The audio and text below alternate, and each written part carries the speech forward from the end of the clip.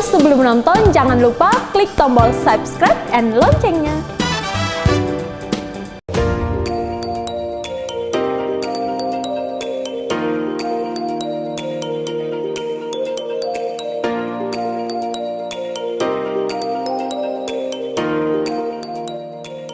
Para pemirsa Eljon yang berbahagia, kembali bersama saya Prayudha Mulyo dan 3 narasumber yang sangat kompeten, Ibu Gayo dari Ganoderma Management, Bapak Deden dari Ganoderma Centers, dan Pak Darmono dari Maksi. Pak Darmono, Ibu dan Bapak, kelihatannya kalau kita bicara perkebunan di Indonesia ada 3 perkebunan yang kita kenal, ya, perkebunan dulu yang dikelola oleh negara kolonial Belanda, ya, lalu berubah menjadi PTPN, lalu muncul PBSN, ya, dari ex Belanda jadi PTP, lalu muncul Perkebunan Besar Swasta Nasional, lalu muncul Perkebunan Rakyat. Bisa inti, ya, bisa rakyat, bisa juga perkebunan yang kita sebut plasma, yang dibangun oleh inti sebetulnya untuk kepentingan tertentu. Yang sangat miris adalah perkebunan yang ada di bawah kepemilikan para petani-petani rakyat. Di generasi pertama selalu stereotipnya adalah, ketemunya adalah benih abal-abal, benih kaleng-kaleng. Istilah anak muda sekarang lah, benihnya kaleng-kaleng, sehingga usia sudah tua tapi tidak produktif, akhirnya di usia 10 tahun, 15 tahun tidak sesuai dengan apa yang diharapkan. Benih kaleng-kaleng. Pada saat itu mungkin belum ada yang concern dengan Ganoderma. Hari ini kita ketemu lagi nih tantangan baru. Karena apa? Karena tadi yang disebut Pak Deden, upaya menanam kembali dengan underplanting, ternyata sudah ada nih cikal bakal Ganoderma di dalam. Jadi 2 periode yang cukup panjang. Periode pertama mungkin dari tahun 70-an kita mulai. Periode kedua setelah 30 tahun kemudian kita ketemu lagi tantangan baru. Dulu benih atau bibit kaleng-kaleng, sekarang Ganoderma yang nggak kaleng-kaleng. Begitu hebat, ya, begitu kuatnya serangan terhadap ini. Nah, kira-kira apa nih Pak upaya dari teman-teman, saya sebutnya Ibu dan Pak Deden ini kawan-kawan yang punya kompetensi dari dunia akademisi. Kira-kira apa nih yang bisa dikerjakan, ya, agar mumpung di awal, saya mengatakan mumpung di awal ada sebuah early warning system. Apakah dia webinar, apakah dia sebuah series dari sebuah safari, ya, tour the sawit atau tour the Ganoderma gitu, ya, judulnya. Artinya dari titik di mana PSR terlaksana atau ada event-event itu sudah mulai digaungkan bahwa kawan-kawan petani hati-hati, ya, kalau perusahaan besar seperti yang disampaikan oleh Pak Darmono, mereka punya uang, mereka punya pengetahuan, mereka punya banyak hal untuk mengatasi Ganoderma. Nah, kalau petani kan tidak ada pilihan. Dia harus berhadapan 4 tahun kemudian atau bahkan 10 tahun kemudian berhadapan dengan tanaman yang ternyata produktif tapi diserang Ganoderma. Nah, kira-kira mungkin ada masukan atau saran dari Ibu Gayo dulu, coba kira-kira dari Roundtable, apakah ada program baru dari Roundtable untuk ayo merangkul, duduk sama-sama gitu, ya. Baik, terima kasih Pak Yuda. Jadi Roundtable itu pada dasarnya adalah organisasi yang meminta kita duduk bersama untuk memecahkan masalah Ganoderma, termasuk membantu masyarakat awam menangani Ganoderma sejak dini. Jadi saya pikir sebaiknya RGM ini akan berusaha aktif kalau bisa secara daring mengadakan pertemuan kembali, mendiskusikan cara-cara penanganan Ganoderma sejak dini. Jadi sejak penanaman. Misalnya begini, yang kami pikirkan saat ini adalah ketika klon yang sifatnya toleran itu sudah tersedia, klon saja itu tidak cukup. Tidak cukup. Jadi, betul. Ya, klon saja tidak cukup. Jadi dia harus di klon ini harus juga dipersenjatai dengan berbagai organisme ataupun artinya begini, Ganoderma ini sebenarnya hanya menyerang tanaman kalau sifatnya menurut Ganoderma lemah dia. Okay. Jadi kalau dasarnya pohon sawitnya itu bugar, itu menurut saya serangannya itu akan sangat lambat. Jadi si bibit Ganoderma juga harus dipersenjatai dengan misalnya mikroorganisme lain di dalam tanah, karena salah satu penularannya adalah melalui tanah, dengan mikroorganisme yang bisa menghalangi Ganoderma untuk masuk melalui bagian tanaman di dalam tanah. Kemudian dilengkapi dengan cara budidaya. Meskipun tadi Pak Deden sudah menyebutkan bahwa ada pola tanam underplanting, tapi pada dasarnya penelitian-penelitian yang lain juga sudah ada, dan pada prinsipnya yang sudah dikatakan Pak Deden tadi bahwa eradikasi atau sanitasi itu perlu dijadikan langkah awal untuk penanaman, itu juga harus dikerjakan. Jadi kelengkapan metode penanaman di awal itu setidaknya harus melibatkan 3 komponen itu. Dan untuk pemeliharaannya, saya paling senang kalau mendengar bahwa yang namanya kerjasama atau kemitraan antara perusahaan swasta dengan plasmanya itu terus digaungkan. Karena apa? Karena menurut saya kan perusahaan yang besar, swasta besar ini kalau bertetangga dengan perkebunan rakyat, dan perkebunan rakyat bisa menjadi sumber inokulum bagi infeksi ke perkebunannya, harusnya juga kan tidak indah. Harus tetap mau menjaga, dan itu filosofi itu menurut saya harus tetap dijaga agar supaya yang namanya perusahaan swasta itu juga ikut bertanggung jawab pada pada pertanaman atau perkebunan rakyat kelapa sawit di sekitar kebun besarnya dia, begitu. Itu menurut saya yang harus ditanamkan kepada komunitas kelapa sawit melalui pertemuan di RGM. Harapannya kalau bisa kita bergerak cukup cepat lah, sebelum akhir tahun harusnya kita bisa mengadakan pertemuan itu supaya ada rekomendasi dari RGM. Begitu. Ya, karena saya dengar kan BPTKS sudah sedemikian rupa menyamakan dana ya dari Badan Pelayanan Umum tersebut, BLU, yang cukup besar, dengan target 500.000 hektar bahkan. Artinya dana itu tidak kecil, tapi kalau pada akhirnya kita bahagia dan bangga dengan dapat bibit yang tidak kaleng-kaleng, tapi kebahagiaan itu akan luntur 4 tahun 5 tahun kemudian karena kita lupa di dalam tanah itu di masa-masa yang lalu sudah muncul benih-benih yang disebut dengan Ganoderma. Nah, tadi idenya adalah bagaimana menyiapkan tanah yang bersih menggunakan bakteri atau apapun yang bisa bibit yang baik yang juga dipersenjatai dengan kapasitas untuk menahan serangan Ganoderma. Ya, memang kembali lagi seperti yang Pak Darmo tadi katakan, apakah cukup dana 30 juta per hektar? Ya, itu juga harus kita pertimbangkan. Nah, kira-kira dari Ganoderma Center sendiri, kira-kira ada suatu program khusus nggak nih untuk mencoba menggaungkan? Kalau dari Ganoderma Center ini kan lebih sifatnya lebih mungkin kalau ibu lebih kepada forum discussion gitu kan. Kalau Ganoderma Center kan sudah lebih fokus kepada pengetahuan atau sosialisasi atau apapun yang sifatnya lebih literasi ya, lebih mendidik gitu. Gimana kira-kira Pak Deden ke depan dalam tahun ini? Center PPPBI itu juga memang melaksanakan kegiatan riset, terutama yang mengarah pada teknik-teknik pengendalian Ganoderma sekaligus peningkatan produktivitas. Itu menjadi dari bawah. Pak, kalau saya potong dulu, kalau riset kita sekarang punya badan riset inovasi gitu ya, BRIN ya.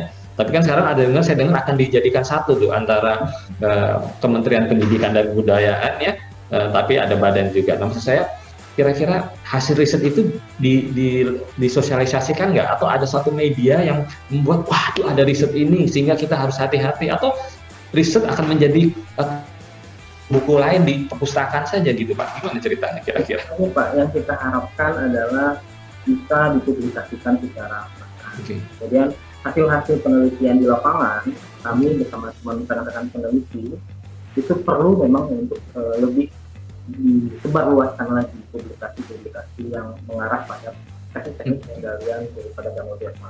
Sebagai contoh, kami sudah memulai teknik untuk pengendalian Ganoderma, tapi memang pada skala perusahaan Pak, pada skala perusahaan dengan mengembangkan teknik lubang besar.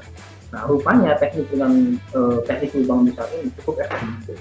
Satu, untuk mengendalikan Ganoderma dari tadi, mengurangi paparan atau daripada inokulum Ganoderma itu sendiri. Yang kedua adalah untuk meningkatkan produktivitas. Karena kita berharap petani memiliki produktivitas yang naik, ditargetkan kalau tidak salah 8-10 ton ya Pak, per hektar itu ya, standar TSL ini. Nah, kita harapkan dengan informasi-informasi yang semakin dapat diakses oleh masyarakat, terutama melalui publikasi-publikasi yang sifatnya populernya dari majalah atau kita, itu yang menjadi harapan kita ke depan, Pak. Oke. Kira-kira Ganoderma Center punya web yang bisa diakses atau ada apapun yang bisa para petani, para stakeholders gitu. Ini yang memang belum menyentuh ke petani, Pak. Itu kita akan setupkan itu. Okay. Kemudian tadi betul kata Bu Ayu, bahwasanya bukan hanya tanamannya saja yang harus baik. Tanamannya memang harus memiliki ketahanan itu satu sisi.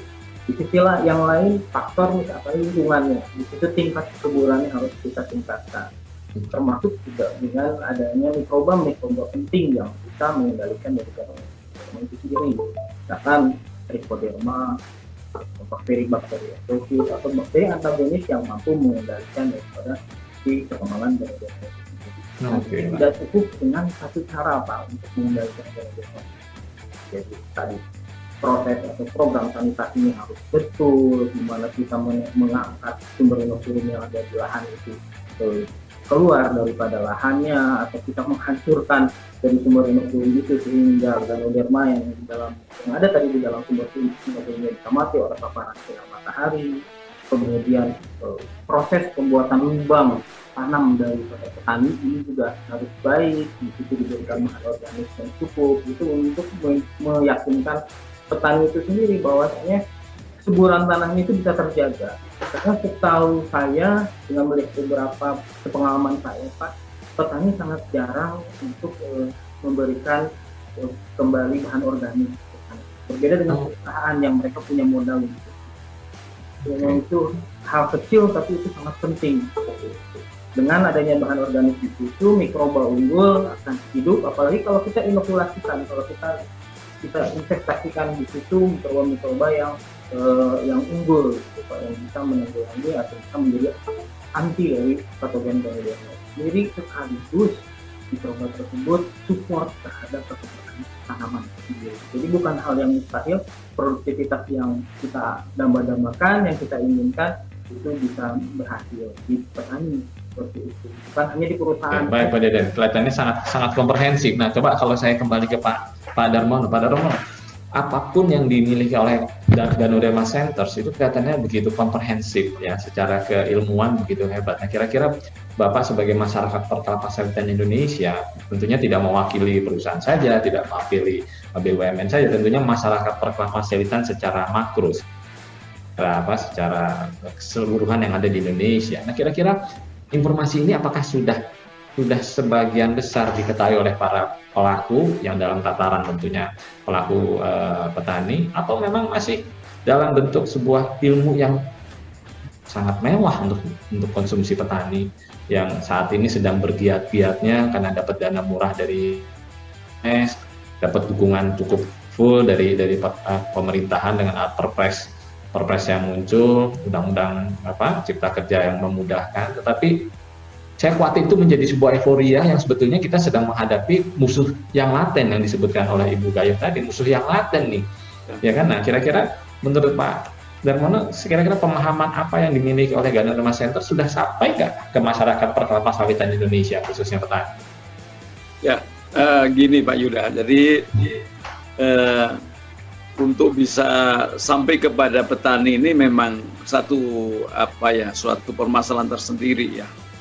Karena tidak semua petani itu kan berada di naungan asosiasi ya, baik itu kan sekarang banyak sekali asosiasi petani ya, tetapi saya kira tidak itu saja, ini informasi ini mesti harus juga disampaikan melalui dinas-dinas gitu kan.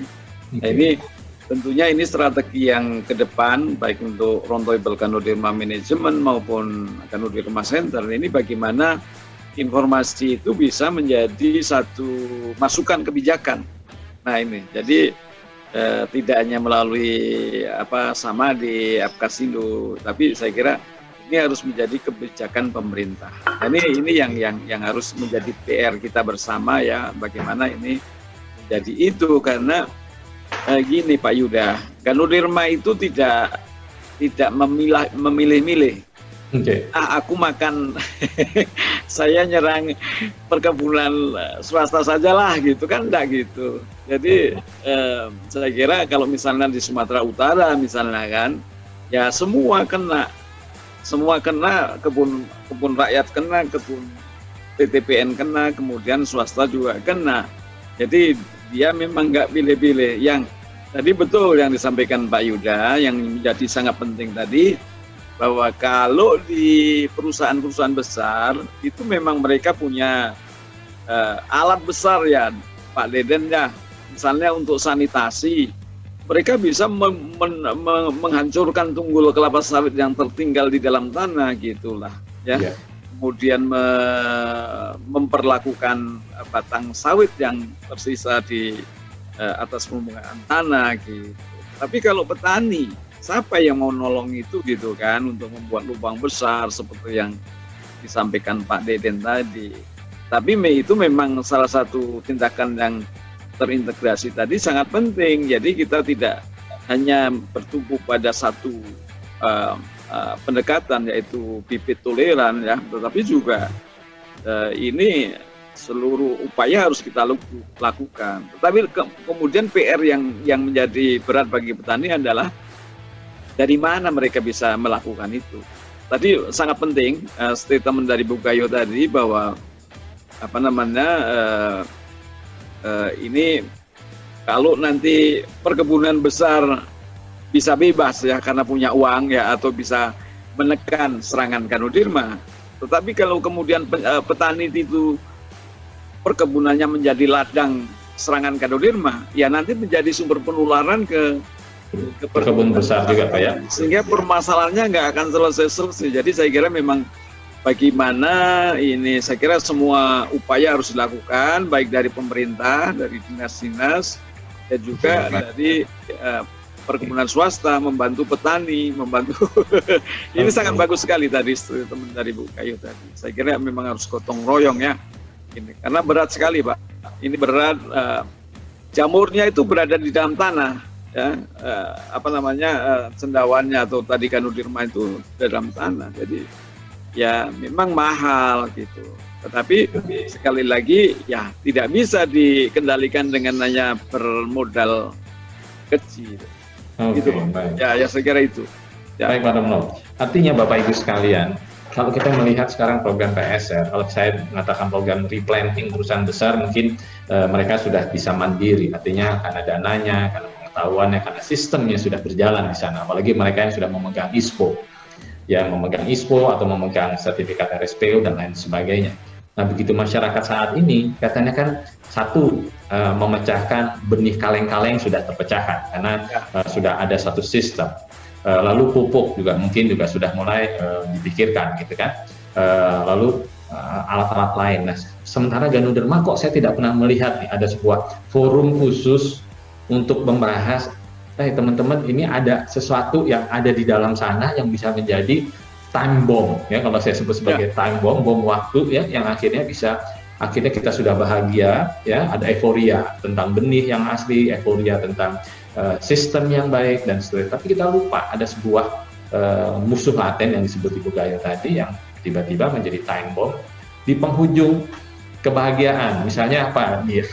Setelah TBM justru pohonnya mati. Oh, apa bedanya dengan benih yang palsu, yang abal-abal, yang kaleng-kaleng gitu kan, yang cuma 10 tahun akhirnya nggak ada hasilnya. Nah maksud saya forum apa nih yang akan bisa membawa itu ya, apakah dari roundtable yang harus terus ya, saya nggak tahu bagaimana pendanaannya begitu ya, tapi mungkin saya mendahului saja, kami siap dari Eljon untuk membuat sawit corner untuk khusus membahas tentang Ganoderma Bu, apakah sebulan sekali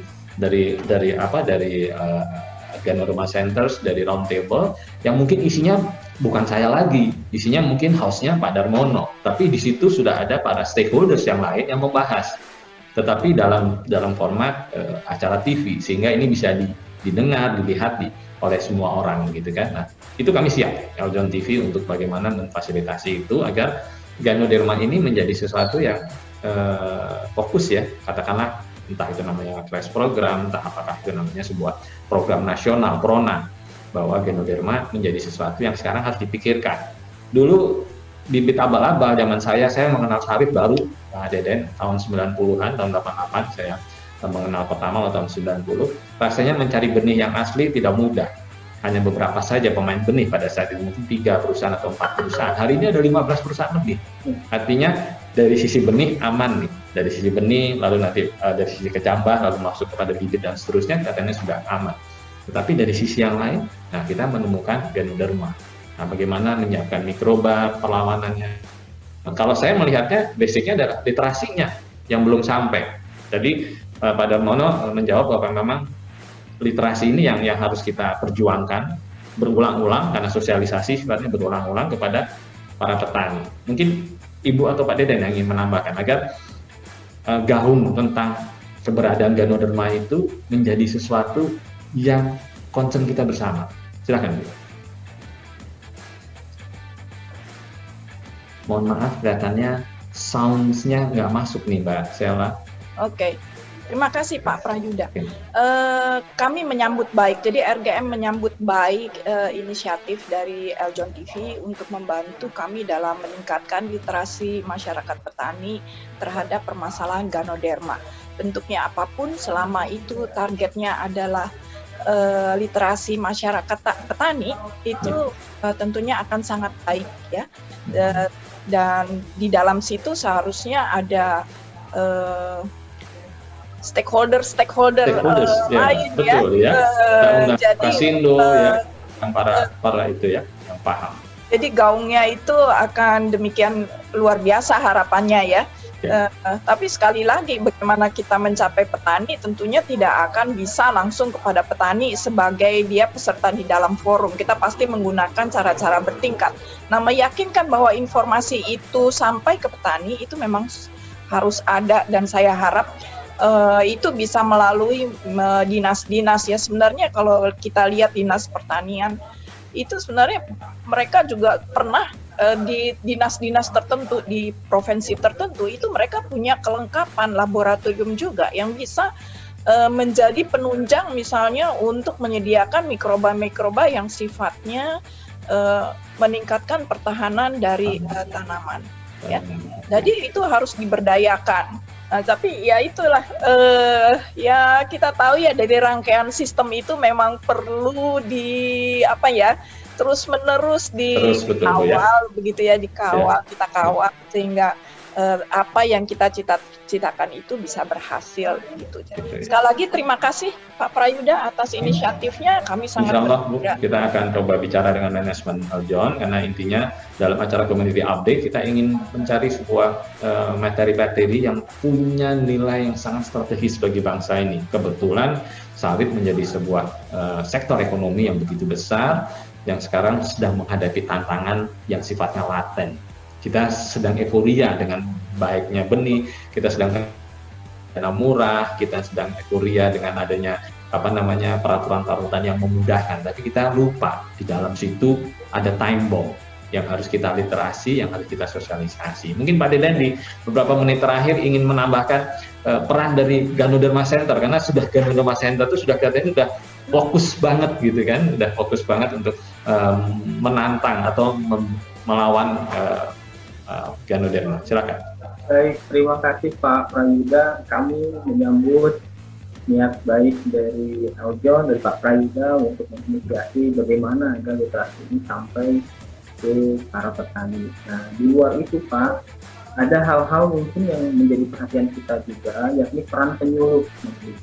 Nah, peran penyuluh ini juga harus ditingkatkan bagaimana agar menjadi pembicara penyambung lidah kita teknologi-teknologi kita yang sudah kita peroleh, kita publikasikan, kemudian bisa menyambung pada para petani. Tentu saja ini peran para penyuluh. Jadi saya berharap nanti juga ada program khusus ini ke depannya Pak Dion, kalau misalkan bisa di dalam kegiatan kita seperti ini, interaksi seperti ini, ada penyuluh-penyuluhnya juga yang dilibatkan. Kita undang ya sebagai ini ya, baik, oke.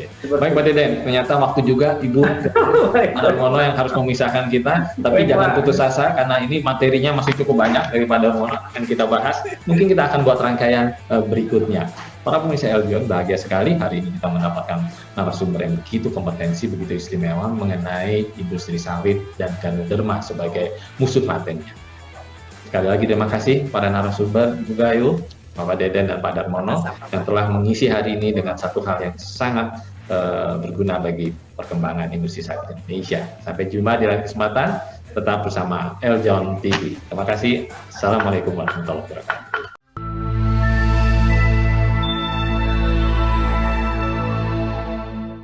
Hai sahabat Eljon, wah kayaknya seru banget nih nontonnya. Pasti kalian udah like dan subscribe dong. Nah sekarang saatnya kalian untuk bagi keseruan kalian ke teman-teman kalian dengan cara klik share button. Klik ya.